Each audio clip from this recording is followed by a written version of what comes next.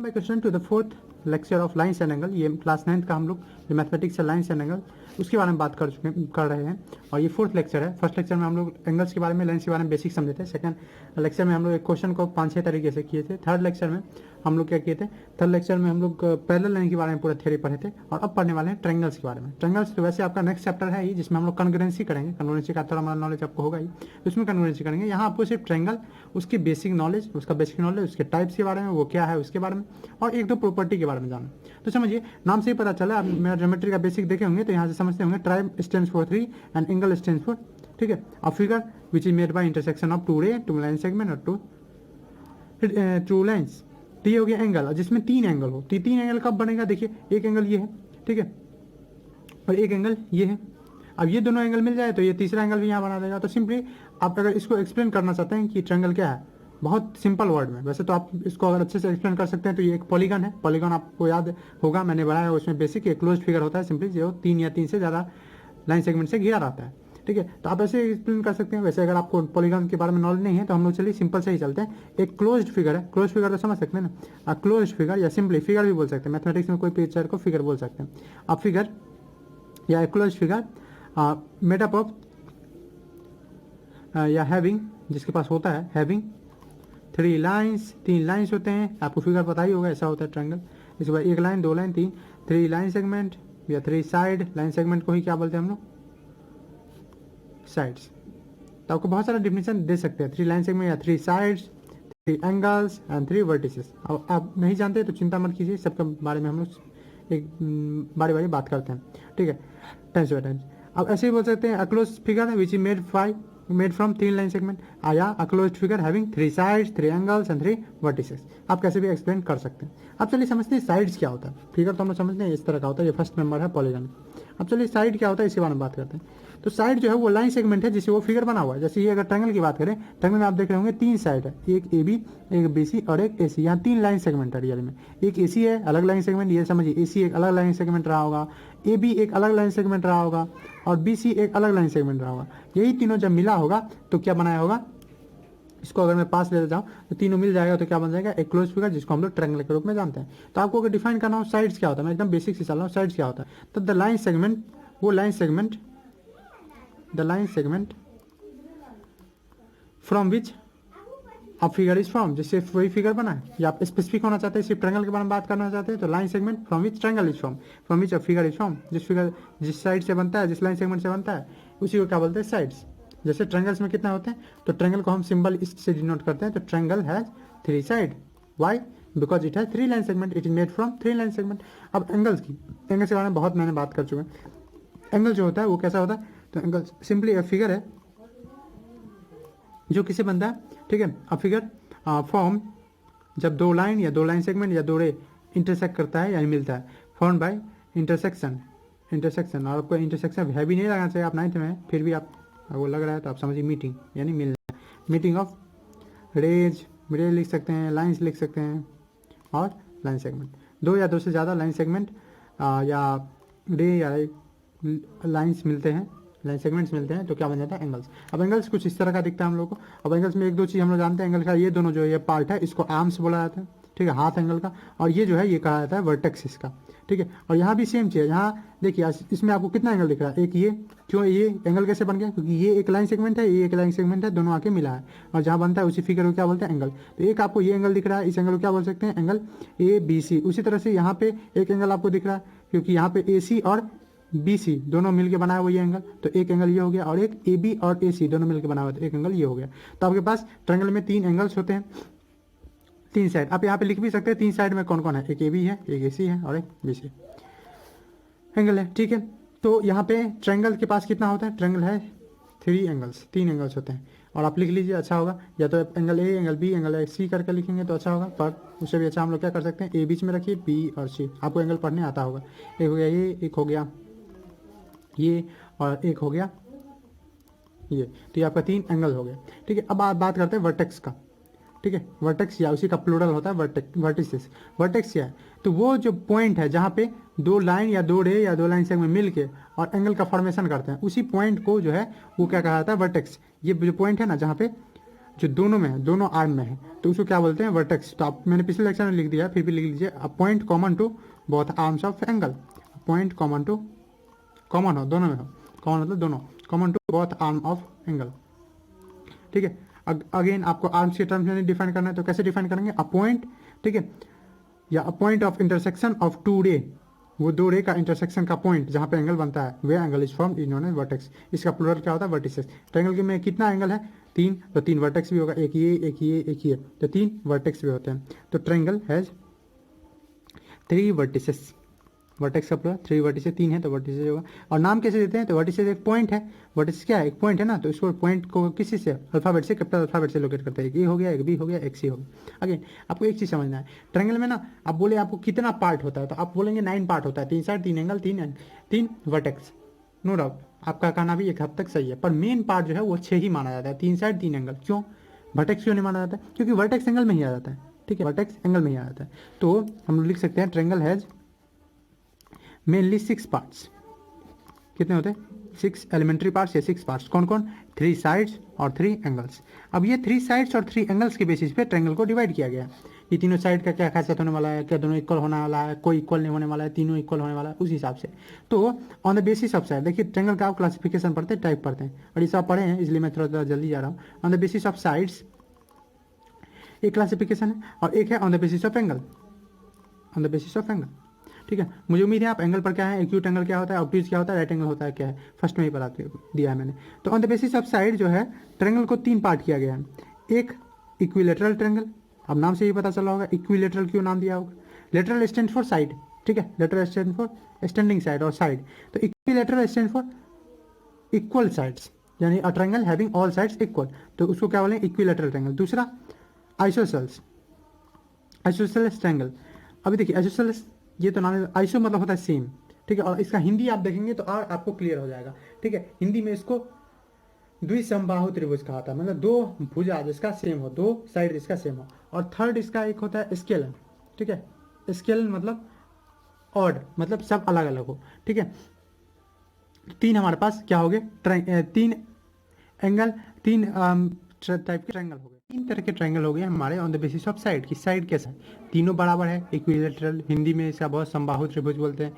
2 अगर बराबर है साइड, ठीक है, कहने का मतलब अगर ये मैं एक ट्रायंगल बना रहा हूँ, इस ट्रायंगल में अगर सारा ये 6 सेंटीमीटर हो, ये भी 6 सेंटीमीटर हो, ये 6 सेंटीमीटर, तीनों साइड सेम है, तो क्या हो जाएगा, इक्विलेटरल। अगर सिर्फ 2 साइड सेम हो, ठीक है, सिर्फ मान लीजिए ये और ये दोनों सेम है, सॉरी ये और ये दोनों सेम, लेकिन ये कुछ अलग है, ये है 7 सेंटीमीटर, ये भी है 7 सेंटीमीटर, या यही 2 7 सेंटीमीटर और ये कुछ अलग है, ये 3 सेंटीमीटर है, लग नहीं रहा है ना, 5 सेंटीमीटर। तो ये कैसा हो जाएगा, आइसोसेल्स, जिसको हिंदी में समद्विबाहु त्रिभुज बोलते हैं। और एक है स्केलन ट्रायंगल, इसमें तीनों अलग अलग होने वाला है। ये आपको ट्रायंगल क्या दिख रहा है, इसमें लग रहा हो ये अलग है, ये अलग है, ये अलग है, ये 2 सेंटीमीटर का होगा, ये कहीं 6 सेंटीमीटर का होगा, ये 5 सेंटीमीटर का होगा। तो ऐसे ट्रायंगल जिसमें तीनों साइड अलग अलग हो, तो इसको स्केलन बोलते हैं। और ये आपके लिए बहुत ईजी, आप बचपन से पढ़े आ रहे हैं, तो कोई बड़ा चीज़ है नहीं। तो कैसे डिफाइन करें इक्विलेटरल ट्रायंगल को, तो एक triangle, a triangle having all sides equal, ठीक है, आप लिख सकते हैं, मैं इसको लिखूंगा ना, a triangle in which all sides are equal are called is called equilateral triangle. A triangle in which any 2 sides is equal, हो सकता है ये दोनों साइड इक्वल हो सकता है ये दोनों साइड इक्वल हो सकता है ये 2 साइड इक्वल हो, ठीक है, तो any 2 sides are equal is called isosceles triangle. A triangle in which no any side, all the 3 sides are different, या ऐसे लिखे no any side are equal, या a triangle in which all the sides are different, जो सब side different होते हैं उसको बोलते हैं स्केलन ट्रायंगल। ठीक, ये तो समझ के। उसके बाद आता है on the basis of angle, angle के बेसिस पे इसको एक को बांटा गया है एक्यूट ट्रायंगल, ठीक है, या इसी को हम लोग को आपको कभी कभी मिलेगा, इसको लिखा हुआ एक्यूट एंगल्ड ट्रायंगल, क्या बोलेगा, एक्यूट एंगल्ड ट्रायंगल। अभी एक्यूट एंगल ट्रायंगल क्या है, तो एक एंगल एक्यूट होना चाहिए, कहने का मतलब एक एंगल, एक्यूट एंगल आपको पता ही है जो 0 से 90 के बीच में हो, तो एक एंगल जो हो अगर 0 से 90 के बीच में है तो वो क्या कहलाता है, एक्यूट एंगल ट्रायंगल या एक्यूट ट्रायंगल। कहने का मतलब ये भी ट्रायंगल, ये सब जितना ट्रायंगल दिख रहा है आपको एक्यूट है, ठीक है, सब में जो है सारा साइड जो है सारा एंगल वो कितना है, लेस देन 90 है। तो अ ट्रायंगल, या मैं इसका लिख दे रहा हूँ, a triangle in which each of 3 angle, हर एक तीनों एंगल में each of 3 angle is less than 90 degree, या ऐसे लिख दे इज एक्यूट एंगल, तो लेस देन 90 डिग्री हो तीनों का तीनों, तो वो हो गया एक्यूट। एक होता है राइट ट्रायंगल, क्या होता है, राइट ट्रायंगल। तो राइट ट्रायंगल या इसको क्या बोलेंगे, राइट एंगल्ड, मतलब एक एंगल जो होगा वो कैसा होगा, राइट ट्रायंगल। क्यों, तीनों एंगल नहीं हो सकता है क्या, नहीं हो सकता, आपको पता होगा, ये तो पता होगा, तीनों को जोड़ते हैं तो 180 होता है, इसका प्रूफ हम लोग देखने वाले भी, राइट एंगल ट्रायंगल। तो अगर एक ही 180, एक अगर राइट एंगल हो ही गया एक 90, अब दूसरा भी अगर 90 हो जाएगा तो 180 पुर जाएगा, मतलब दूसरा भी 180 नहीं हो सकता, तब तीसरा को जीरो थोड़ी ना बनाएंगे, जीरो एंगल तो बनेगा ही नहीं। तो इसीलिए राइट एंगल ट्रायंगल में सिर्फ एक एंगल 90 डिग्री हो सकता है, क्योंकि दो एंगल को अगर 90 डिग्री आप बनाने का सोचिएगा तो आपको कैसा मिल जाएगा, देखिए आपको कैसा फिगर मिलेगा, इस पर हम 90 बना दिए, अब इस पर अगर 90 बनाए जाएंगे तो ऐसा, तो ये तो ट्रायंगल बना ही नहीं ना, तो ये ट्रायंगल नहीं बना। तो राइट एंगल ट्रायंगल में मैक्सिमम कितने राइट एंगल हो सकते हैं, एक। तो इसको कैसे डिफाइन करेंगे, अ triangle in which one angle is right, one angle क्या है, is right angle, one angle is 90 degree. ठीक है, ये आप अगर जरूर नहीं ऐसा फिगर हो, ऐसा भी फिगर हो सकता है, यहाँ पे 90 डिग्री हो सकता है ऐसा फिगर हो, जी ऐसा भी फिगर हो सकता है, और ये 90 डिग्री हो, तो ये तीनों हो सकता है। अब एक है एक ऑब्ट्यूज ट्रायंगल, ठीक है, ये एंगल के बेसिस पे है, जैसे मैंने बताया एंगल के बेसिस पे, on the basis of angle, या इसी को क्या बोल देंगे, ऑब्ट्यूज एंगल्ड, ठीक है, मतलब एंगल किया हुआ ट्रायंगल। ठीक है, तो इसमें एक एंगल 90 से ज़्यादा होने वाला, अगेन जब 90 ही दो नहीं हो सकता है तो ऑब्ट्यूज भी किसी ट्रायंगल में दो नहीं हो सकते हैं। ठीक है, तो कैसे डिफाइन करेंगे, अ triangle in which any one angle is greater than 90 degree.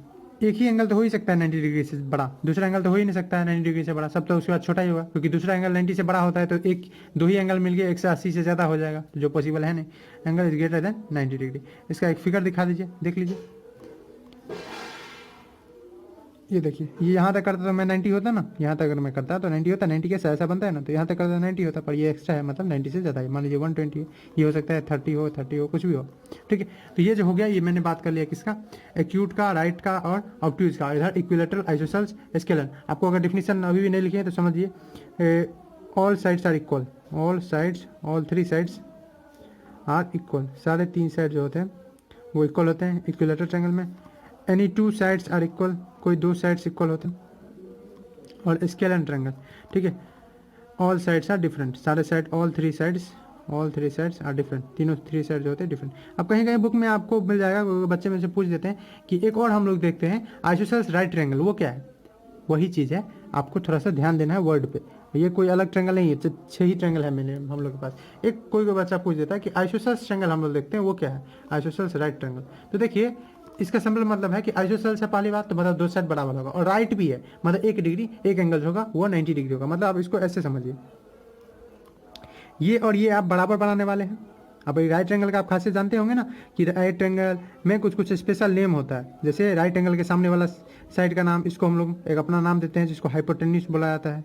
ठीक है, इस दोनों को हम लोग, एक को बेस बोल देते हैं और एक को परपेंडिकुलर, आपके मन पे है, इसको फुट बोला जाता है सिंपली। आप एक को आप परपेंडिकुलर, एक को बेस मान लीजिए, और अक्सर हम लोग नीचे वाले को बेस पसंद करते हैं, तो आपके मन पे, जरूरी नहीं है कि नीचे वाले को ही बेस माना जाए, ऊपर वाले को परपेंडिकुलर, आपके मन पे है टोटली। ठीक है, आप किसको बेस और परपेंडिकुलर ट्रीट करना चाहते हैं। ओके, तो आइसोसेल्स राइट ट्रायंगल मतलब एक एंगल 90 होगा और दो बराबर होगा। अब ये दो बराबर तो हो नहीं सकता है, क्यों नहीं हो सकता है, क्योंकि हाइपोटेन्यूज सबसे बड़ा होता है, ये बड़ा मतलब ये भी बड़ा, तो ऐसा हो नहीं सकता। तो एक ऐसा राइट ट्रायंगल जिसमें परपेंडिकुलर और बेस इक्वल हो, उसको बोलते हैं आइसोसेल्स राइट ट्रायंगल। तो what do mean by isosceles right triangle, तो a triangle in which length of base is equal to, in which length of base का जो लेंथ होगा, या लेंथ ऑफ फुट लिख दे अगर सीधे, लेंथ ऑफ फुट मतलब बेस भी एंड परपेंडिकुलर भी, जो लेंथ होते हैं बेस फुट के, यानी बेस के और परपेंडिकुलर को, वो इक्वल होते हैं, आर इक्वल। तो वैसे को हम लोग बोलते हैं आइसोसेल्स राइट ट्रायंगल। ये अलग क्लासिफिकेशन नहीं। तो ये तो हुआ किसके, ट्रायंगल का सिंपल बात कि ट्रायंगल के बारे में इंट्रोडक्शन। अब हमको क्या पढ़ना है, अब पढ़ना है आपको कुछ बेसिक सा थ्योरम, जैसे एक पढ़ना है exterior angle theorem, main 3 theorem है हम लोग का। अगला चैप्टर तो ट्रायंगल है तो उसमें बहुत सारा बात करेंगे, मेन अभी 3 पढ़ना है। पहला पढ़ना है एक्सटीरियर एंगल थ्योरम, एक और पढ़ना है कि एंगल सम प्रॉपर्टी थ्योरम, जिसका मतलब है कि तीनों साइड जो होता है उसका 180 होता है। आप लोग को आता ही होगा प्रूफ करना, फिर भी हम लोग करेंगे, सिलेबस में है। और तीसरा पढ़ेंगे इनइक्वालिटी। तो चलिए तीनों को पढ़ते हैं। चलिए थ्योरम पढ़ते हैं। थ्योरम फर्स्ट, अब थ्योरम तो आप समझते हैं ना, एक ऐसा स्टेटमेंट जिसका प्रूफ एग्जिस्ट करे। थ्योरम फर्स्ट क्या है, थ्योरम फर्स्ट है exterior angle property, exterior angle property of a triangle. ठीक है, अब नाम से आपको पता चल रहा होगा, एक्सटीरियर एंगल मतलब एक एंगल बाहर होगा ऑफ ट्रायंगल। अब एक्सटीरियर एंगल प्रॉपर्टी क्या करता है, देखिए सिंपली आप एक ट्रायंगल बना लीजिए, कोई भी ट्रायंगल आपकी चॉइस पे रैंडमली।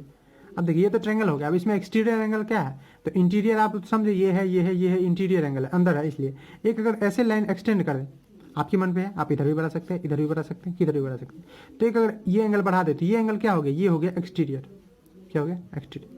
अब एक्सटीरियर एंगल प्रॉपर्टी आप लोग 7th में पढ़े होंगे कि एक्सटीरियर एंगल प्रॉपर्टी कहता है कि जो बाहर वाला एंगल है वो इसके और इसके बराबर होगा, इसके दोनों के सम के बराबर होगा। मतलब इसको छोड़ दीजिए और दो बचा उस दोनों को जोड़ दीजिए।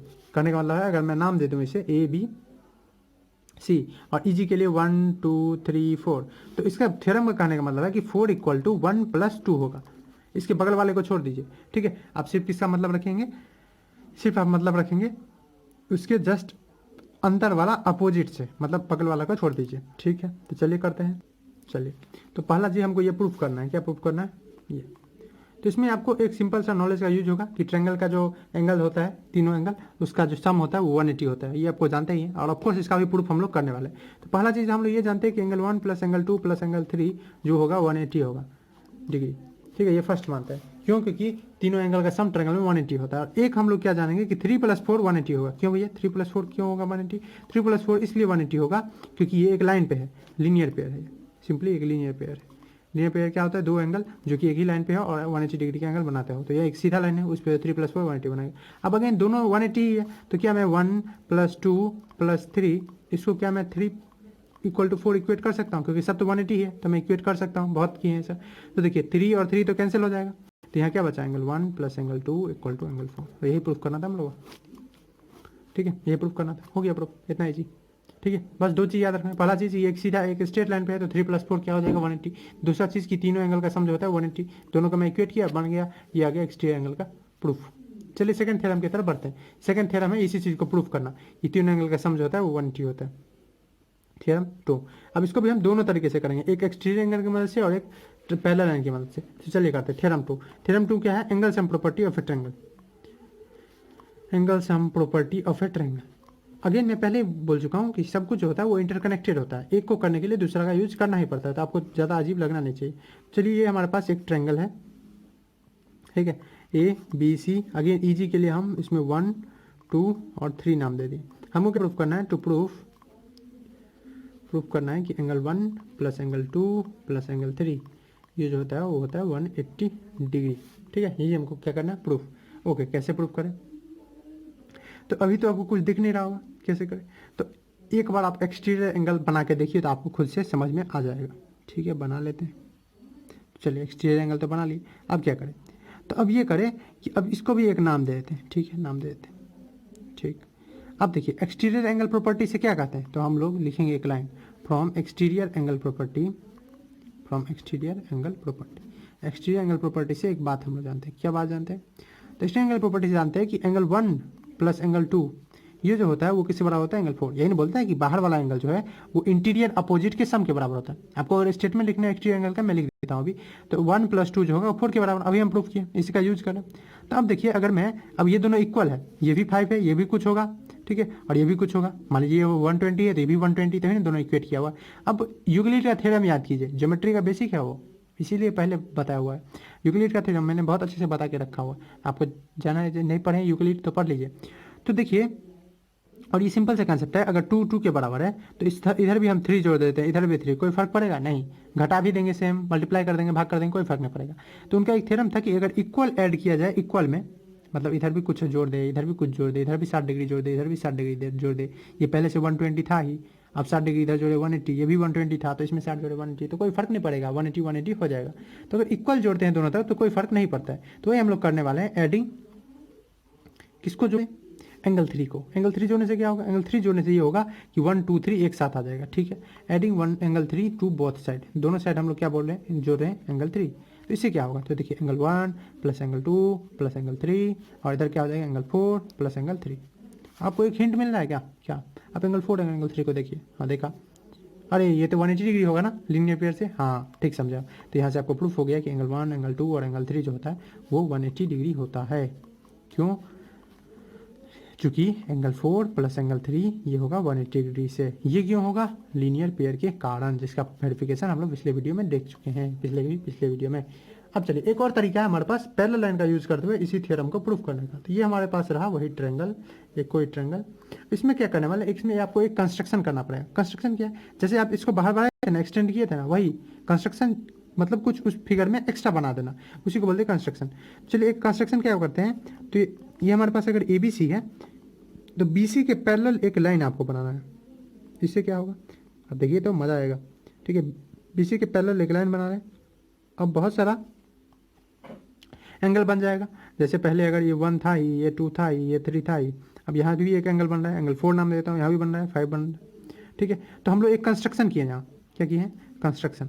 आपको ये लिखना पड़ेगा जब आप कंस्ट्रक्ट करेंगे क्या, तो हम एक कंस्ट्रक्शन किए हैं क्या, एक डीई लाइन बनाए हैं parallel to B C, drawing a line, एक लाइन, कौन लाइन, डीई, जो क्या है पैरेलल टू बीसी, पैरेलल है बीसी के, तो मतलब सारा प्रॉपर्टी, अब देखिए ये और ये पैरेलल है और ये ट्रांसवर्सल का काम कर रहा है, इसको हम ऐसे लिख सकते हैं, ऐसे और ऐसे, ये ट्रांसवर्सल है, उसी तरह से ऐसे और ऐसे और ये ट्रांसवर्सल है। तो बहुत सारा आपको एंगल का नॉलेज हो गया हो, हाँ हो तो गया। अब क्या करें, अब देखिए ये एक लाइन है क्या, डी ए ई, हाँ लाइन है। तो चूंकि D A E is a line, D A E is a straight line, more appropriate अगर बोले तो एक स्ट्रेट लाइन है। तो स्ट्रेट लाइन है मतलब तीनों एंगल को अगर जोड़ दे, यहाँ पे 3 एंगल कौन है, 1 4 5, तीनों एंगल को जोड़ दे तो क्या हो जाएगा 180। अब ये क्यों कर रहे हैं, अब देखिए बस देखते जाइए, 1 4 8 5 जो है 180 है। तो हाँ आर एच एस तो आ गया, ये प्रूफ करना था कि अब है इसमें, तो हमको चाहिए 1 2 3, आप लिख रहे हैं 1 4 5, तो देखिए 1 तो रहने दीजिए, 4 को क्या किसी चीज़ से रिप्लेस कर सकते हैं, हाँ देखिए 4 और 2 बराबर है, क्यों, तो देखिए ना ये और ये एंगल, ये है एंगल 4 और ये है एंगल 2, ये अगर ये और ये पैरेलल है, देखिए ये है आपका डी ई, ये है आपका बी सी और ये है आपका ए बी, तो ये ट्रांसवर्सल का काम कर रहा है, हाँ कर रहा है। तो ये एंगल और ये एंगल क्या होता है, अल्टरनेट इंटीरियर, तो एंगल 4 की जगह मैं क्या लिख सकता हूँ, एंगल 2, क्यों, क्योंकि एंगल 4 इक्वल टू एंगल 2 है, क्यों, अल्टरनेट इंटीरियर एंगल के कारण। उसी तरह से एंगल 5 जो है, एंगल 5 की जगह मैं एंगल 3 लिख देता हूँ, क्यों लिखेंगे, क्योंकि अगेन देखिए ये और ये एंगल बराबर होगा, क्यों बराबर होगा, अल्टरनेट इंटीरियर, तो एंगल, तो इसीलिए मैं बोला था इतना काम का है चीज, 180 आ गया। अगेन इसका भी रीजन आपको लिखना पड़ेगा कि एंगल 3 एंगल 5 बराबर है, यही चार। तो यानी अब फिर से वही आपको रिजल्ट मिल गया जो आपको प्रूफ करना था, 1 2 3 जो होता है 180। तो दोनों तरीके से हम देख लिए कि कैसे प्रूफ करेंगे angle sum property of a triangle. ठीक, दोनों तरीके से, एक में आपको पैरेलल कंस्ट्रक्शन करना पड़ा और एक में आप किए, इसमें भी आप लिख दे कंस्ट्रक्शन इसमें बोलेंगे तो कुछ नहीं बनाए, किए हैं आप, बीसी को एक्सटेंड किए हैं एक लाइन सेगमेंट तक डी टी, क्या लिख देंगे, extending B C to D, B C को डी तक। उसी तरह से यहाँ भी लिख देंगे कंस्ट्रक्शन, एक कंस्ट्रक्शन आपको प्रूफ करना, पहले तो लिखना पड़ेगा क्या प्रूफ करना है, फिर कंस्ट्रक्शन, तो प्रूफ यहाँ लिख ही दिया, उससे पहले कंस्ट्रक्शन क्या करेंगे, तो एक्सटेंड करेंगे लाइन बीसी को डी तक, extending line B C to D.